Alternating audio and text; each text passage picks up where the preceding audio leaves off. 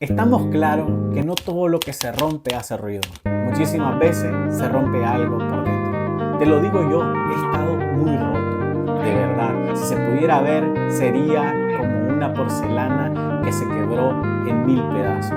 Pero aunque me ha costado reparar cada una de esas partes, lo he logrado y créeme, vale toda la pena levantarse de ahí y crecer y demostrarte a ti mismo cuánto puedes hacer.